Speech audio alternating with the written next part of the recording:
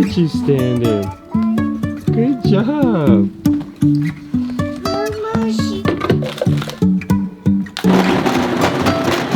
Oh yeah. Morning in, where are we? Technically in Arizona, but if we walk about 300 feet towards the beach, we'll actually then be in Utah. So good morning to Utah Zona. Woo! Back in an RV and we got a lot to talk about today. yeah, if you guys have been following along, you recently saw that we sold our Class A RV, and a lot of people thought we were done with the RV life. Joke's on you fools. We are not done with the RV life. We are back in an RV. We've been in an RV for 10 weeks for the Ultimate RV Show National Tour with Camping World. And that finished, and for this past week, we have continued RVing, but just for ourselves. Like that trip, road trip, national tour was insane. It was so busy, so packed. So awesome. So awesome, so much fun. So fun. To be honest though, we moved pretty fast before in our Class A. So it was a good fit with Camping World because we were used to moving fast. On that national tour, we drove over 10,000 miles, probably around 200 hours in the truck. How many days is 200 hours? I don't know, dude. I don't have time to think about how many days this is. Avi, we've lived in a truck for like 8 days straight. And then this is my princess. Her hair is crazy. Her hair's crazy? Yeah. Is it just her hair that's crazy? Yeah.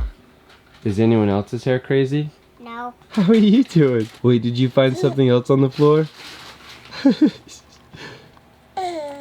Yeah, okay. That is one thing about this tour. We've been on the go constantly since December 28th until March 7th. Now we've just taken some time to just enjoy the RV life like everyone usually does. But because that trip was so busy and we were going and going and going and going, we haven't really like given this RV the love and care that it deserves. And it's gotten a little dirty. We probably haven't We haven't deep cleaned like once, and we need to desperately. Now that the tour is over, we are going to deep clean this sucker so hard.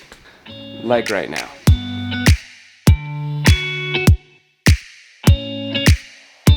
Oh, what's that? What's in your mouth? What is it? Let me see. This is new to our arsenal, and we love it. And me too, me too. And her too, her too.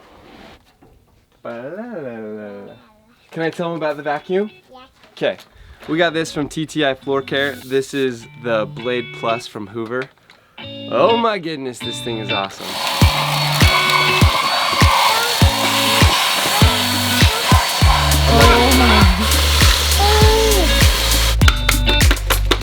What's nice is this one vacuum has all the compartments.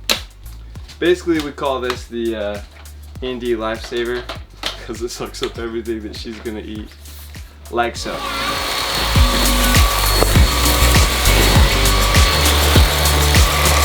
Look at her face. Look at her face.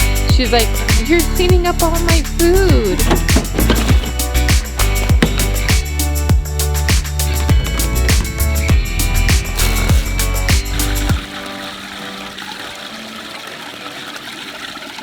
That's just gray water, guys.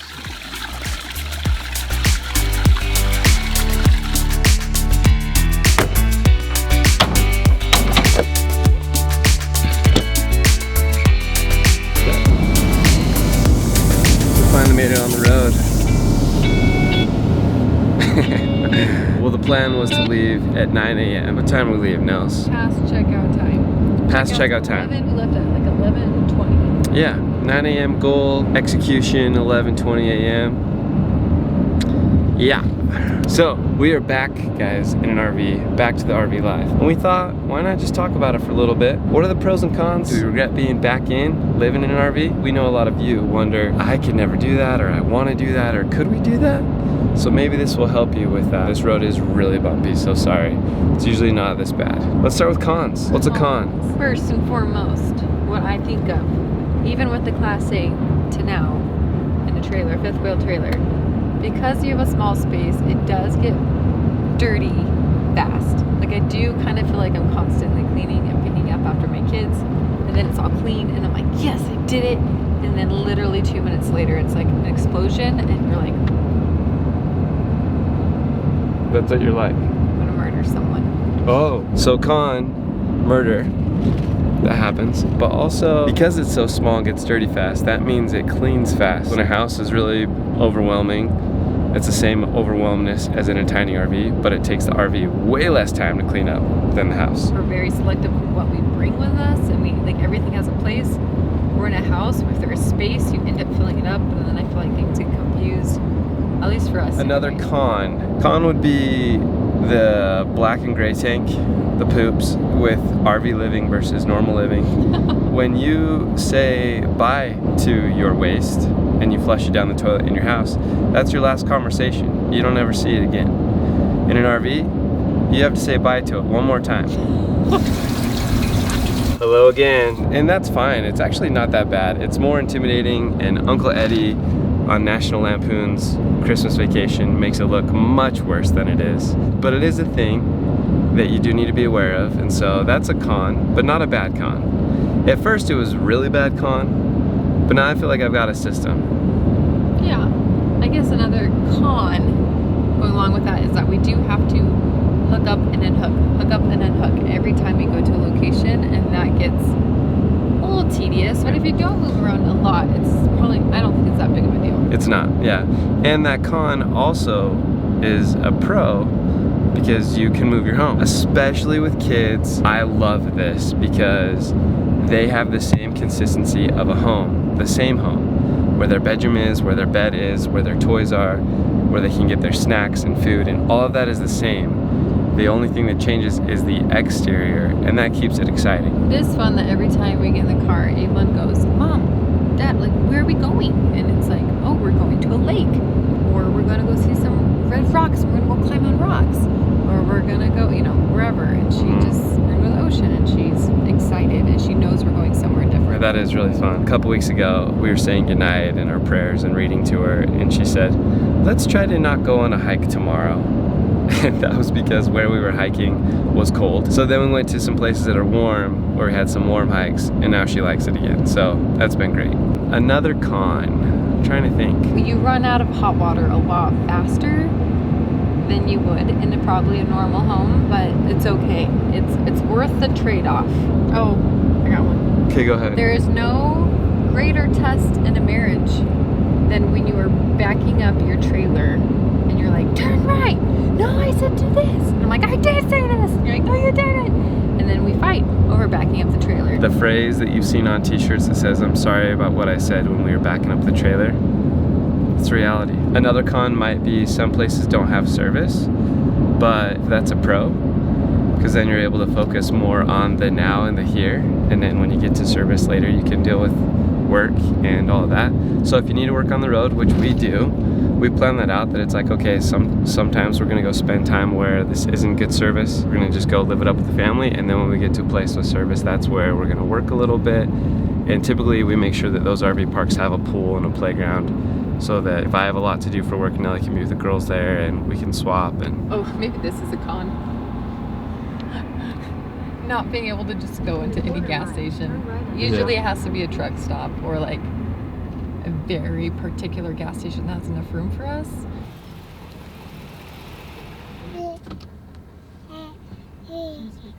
mm-hmm. Hi, sweetheart.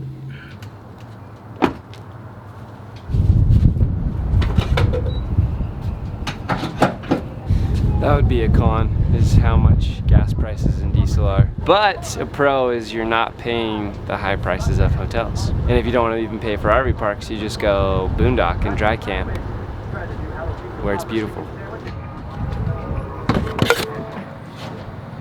Right, back on the road again. We got some gas. We drove through Kanab, drove past Coral Sands State Park, Bryce Canyon National Park. Beautiful. We were at Red Rock, and as you can see, there's now snow outside Nell's window. Look at this. Look at this. So I guess you could say that's probably a pro. We can visit all these places. For most of the time, we can usually slow down a little bit. Unfortunately, we cannot this week. You also can choose your climate. You can't control the weather.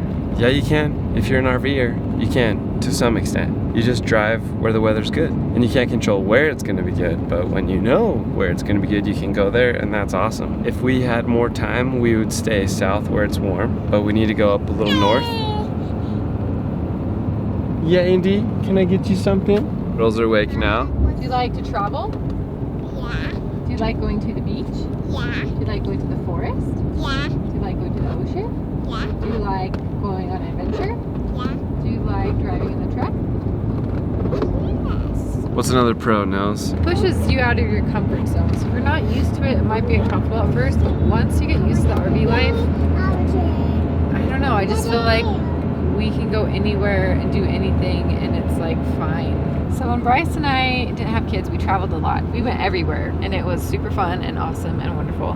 But then when I got pregnant, we didn't go as many places. And then when I had Evelyn, I was like, Bryce was talking about doing, traveling more, and it made me so nervous, and I got too comfortable in the spot I was in where I didn't want to travel. And then when I got pregnant with Indy, I didn't want to get too comfortable because I knew what that looked like, and I knew for me it wasn't good for mental health and the way I wanted to live. And so as soon as she was born, we kind of bounced out of the house again and went straight to the RV. And I just don't want to get too comfortable because you get stuck in that, and then it's scary and uncomfortable to change if people don't want to. So I don't know, I feel like I can go anywhere and do anything and I'll be fine. I love that as you're talking about comfort and all that, we're on another bumpy road again. I'm like shaking all over. Well, that's another thing. So many people right now would be like, oh my gosh. And it's like, no, that's cool. Just like adapt to where you are, and like everything's okay and it's not a big deal, and like let it go. Just like enjoy life a little bit more. Living in an RV forces you, but in a healthy way, to become more adaptable. Just because everything's changing, your house is changing. I mean, when you tow with a house, it's moving and twisting, and so things are going to eventually wear and tear. And so it seems like there's always some little thing to fix or repair, and that's a con. But the pro of even just that and the new environment and all this stuff is we've become more adaptable. When things happen, we're more like, okay, this is new, this is an issue, how do we address it, how do we solve it, and let's move on. And I like that about us. Take the timeline of life, like you have exciting moments and dull moments and exciting moments and dull moments, and pack that all together. That's kind of what happens whenever we travel in an RV, because we're going to so many places at a time. We're working on the road. We're having so many experiences in such a short time that you have to be adaptable and learn how to enjoy the moment and focus on the moment, then prepare for the next. I don't know if that's anyone else relate. I have another, I feel like, an important pro that people don't think about. I feel like anytime we're in a place, I feel like I start, you get that kind of community and you have your friends again, but I feel like I get in a place where I'm now comparing myself to others, and I feel like I need to look a certain way and be a certain way and do certain things. You're on your social media and like you just feel like you have to be this perfect person. I'm like, shoot, I need to go get these shoes, and I feel like I need to get these clothes, and if we go hang out with these people, I need to look like this. And I feel like more myself, and I don't care about those things when we're on the road and when we're with our family and we're camping and we're outdoors and we're outside. I feel more alive and you're with your family and you're outdoors, that none of that matters and it doesn't weigh on you. I don't know, that's just me. That makes sense to me. Yeah, and I think that can apply. That doesn't happen only through RV. You could do that just from getting away. Yeah. Getting away and resetting your foundation to where everything that's influencing you is no longer influencing you, and you just have yourself to internally influence you. That's a good thing to do. And RV travel makes that more feasible. It really does. Essentially, we're together like all the time. It's just so good for our kids. They love it, and they'll have those memories and special relationship with Bryce, which is awesome, and me. And another thing, we talk a lot during her drives. That's true. Which is fun, and we talk about our dreams and our goals. This is like Elsa. It is like Elsa. Do you think she's here? Yeah, watch out. Oh man, it'd be so fun if we just like had our snowboards or sled and just could like run up the hill and just right now. Yeah, it would. So overall, we're feeling pretty pro right now. More pros than cons. We're very grateful to be back in the RV. Full RV for the rest of our life. I just don't feel full-time RV for the rest of our life. Yeah, that's accurate. And we might be doing some crazy renovations and stuff. We got a lot to figure out. We'll keep you posted next video, but just wanted to give you an update. If you guys have other questions and you're considering RV travel, feel free to hit us up on Instagram. Ask us any question. There's no stupid questions. Or comment below anything that maybe you have questions about, and we'll be answering the comments. We love you guys. Avi, do you want to say bye-bye? Bye. 8% grades. Brake check. Curves. So. Oh boy, here we go. Nelly just passed the cop. I saw your eyes go whoop.